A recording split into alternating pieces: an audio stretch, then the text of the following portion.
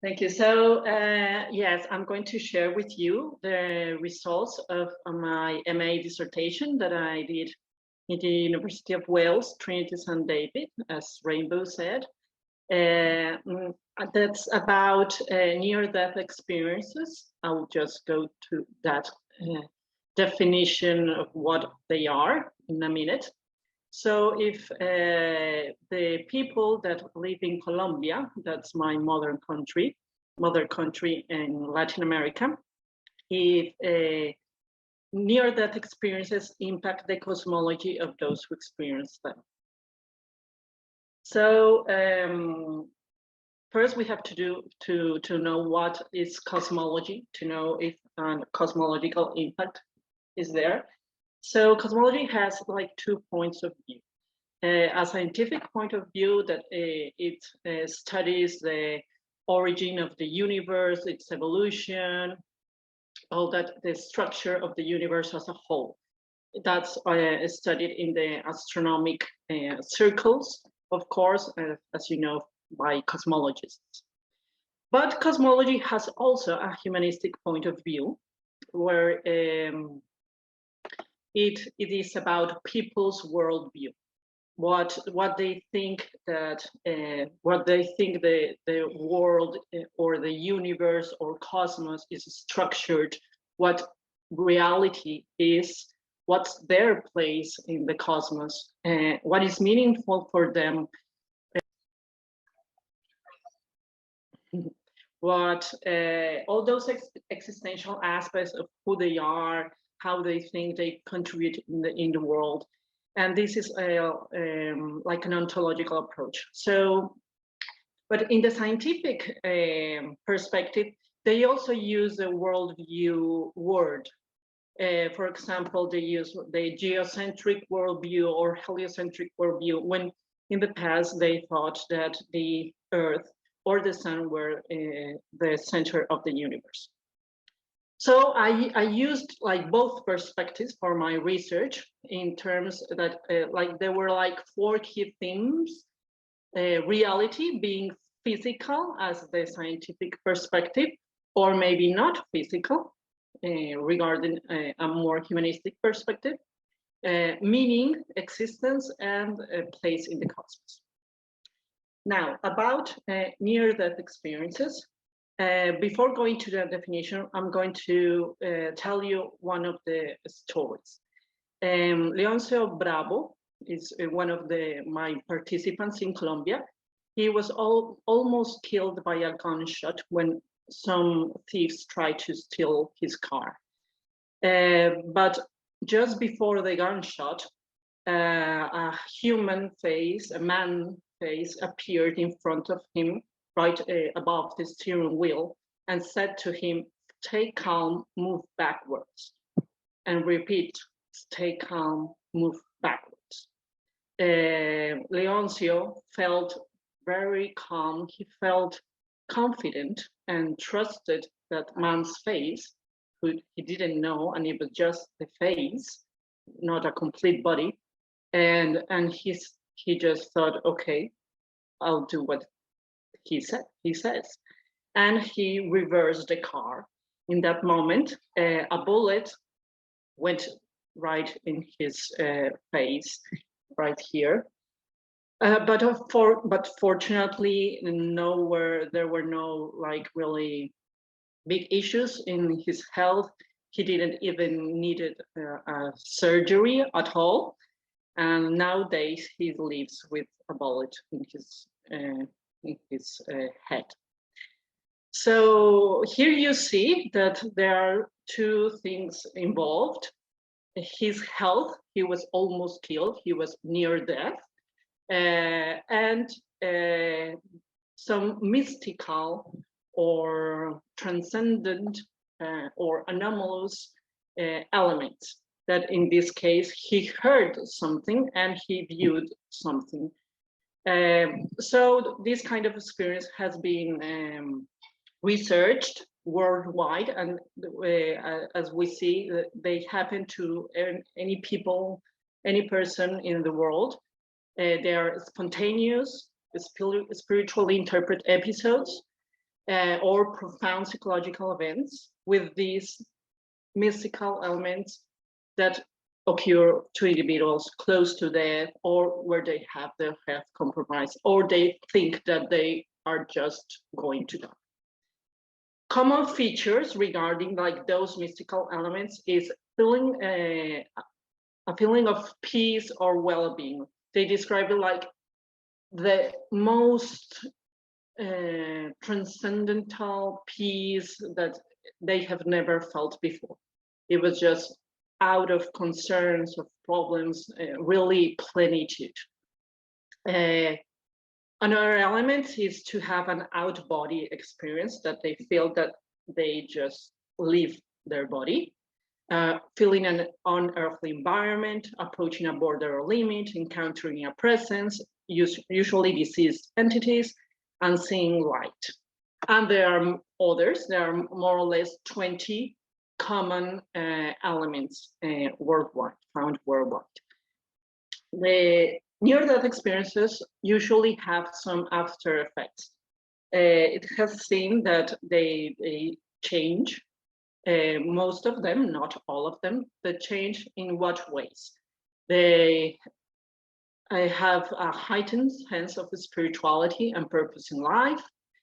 They believe in an afterlife, or that one survives death.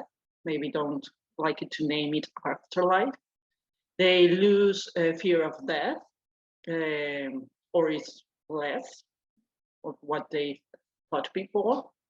They have a really will to serve others, to love others, and be compassionate with others. They have less competitive and materialist feelings, a heightened perception of self-worth. They love themselves, less concern for others' opinions of oneself, and appreciation of life and everyday moments and nature.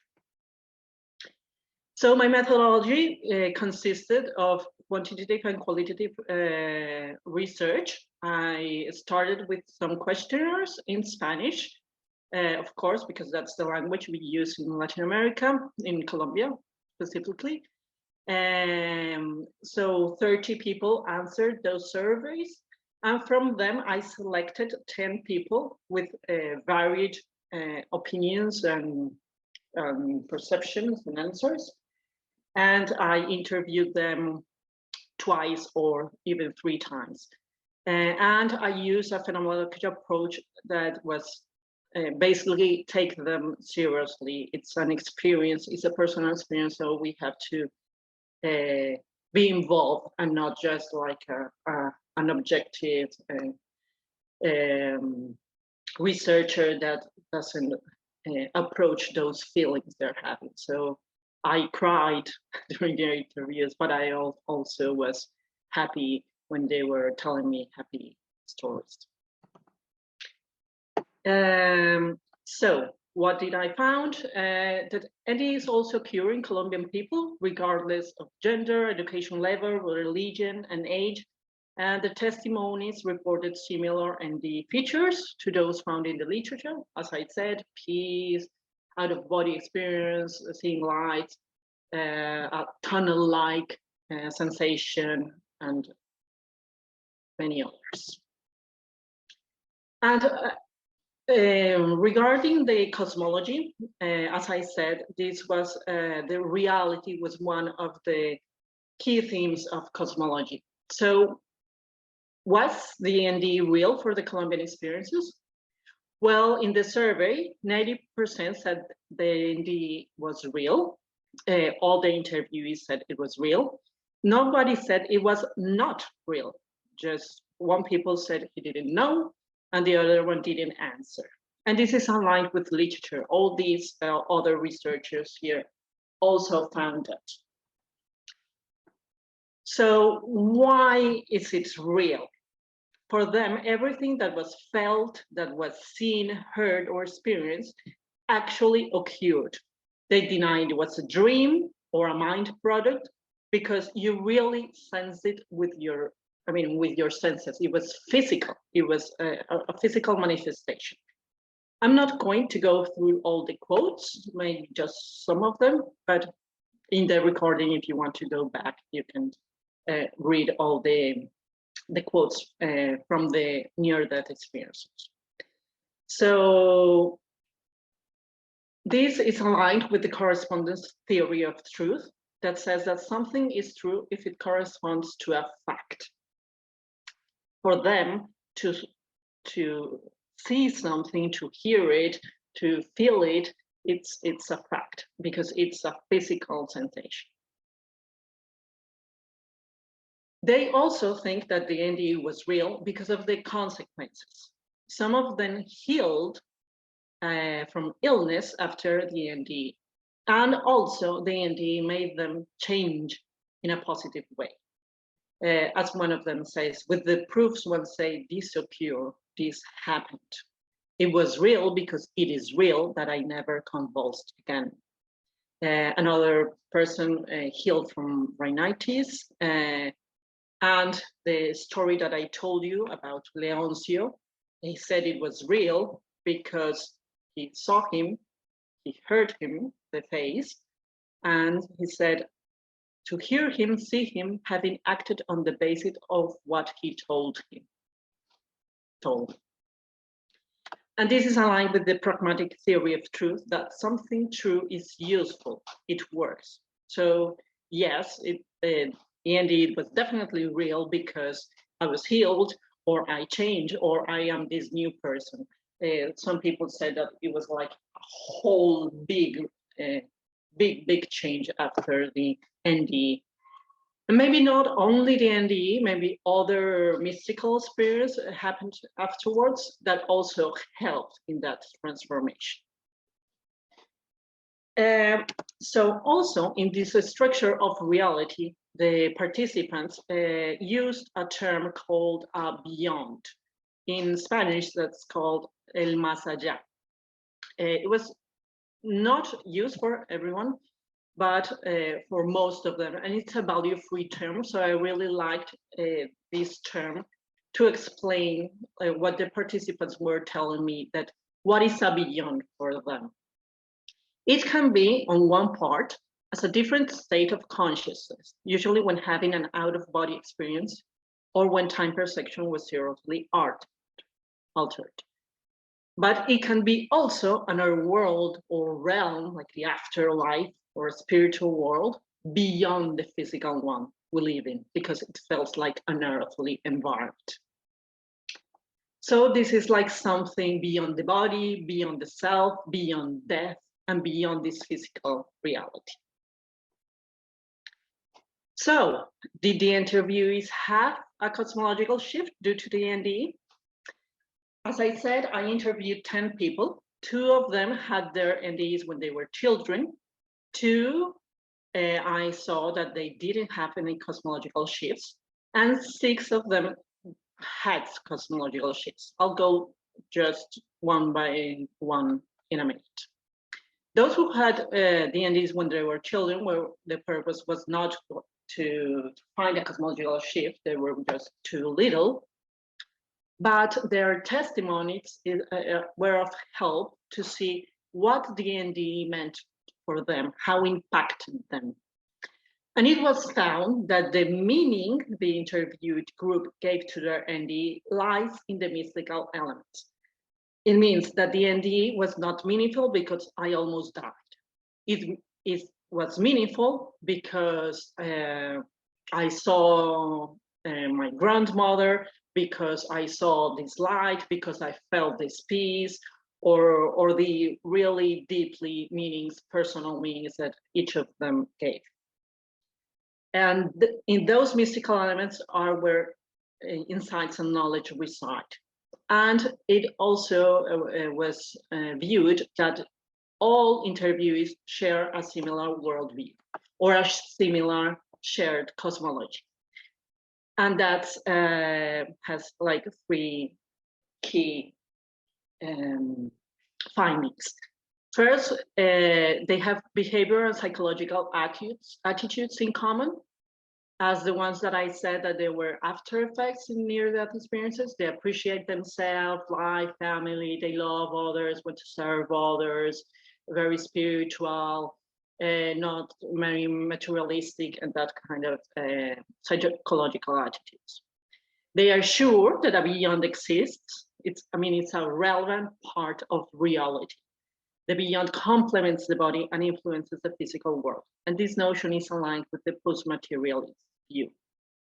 Participants believe that we are interconnected and part of something bigger, where some of them regarded the physical world as being within a non-physical realm. Okay, now moving. You know, we've got 5 minutes left. Yes, I know. Don't worry. Thank you. So the two people that didn't have cosmological shifts, what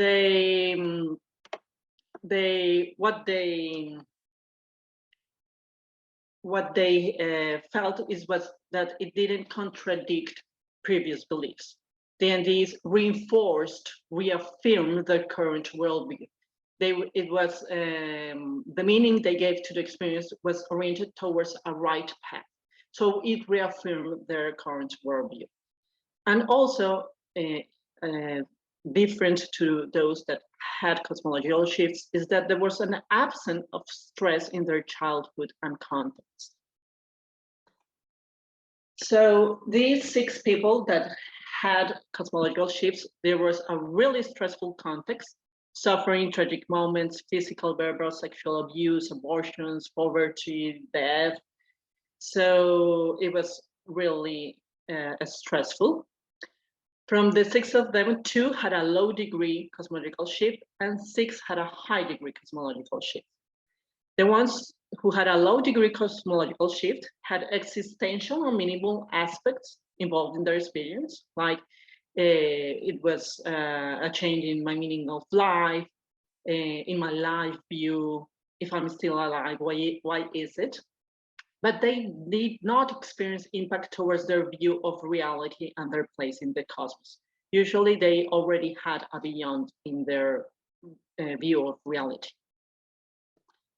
Those who had a high degree cosmological shift, the NDEs made them rethink their purpose in life and their role in the cosmos, which they thought it was certainly bigger than the physical world we're used to. As they said, it was a personal awakening, a search for the self, to see my place in the world.